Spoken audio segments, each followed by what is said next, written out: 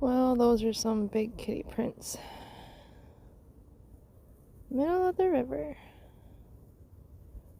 Oh boy. So it's currently 8:30 and the river is still frozen, but I'm wondering how frozen. So there's a hair in my mouth. It's supposed to get 50 degrees today. It is like 32 right now. So look at this one, right? Frozen, and then like the complete edge of it. So right here, it's a little wet somewhere. Oh, right here. Barely, right? So I want to see, when I come back out here, I'm going to come back out here at like noon and see what it looks like. It was so amazing wandering.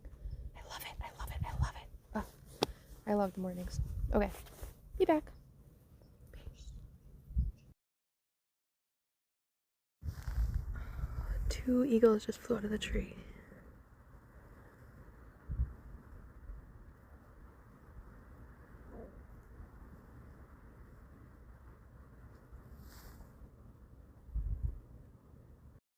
Okay, back at the river.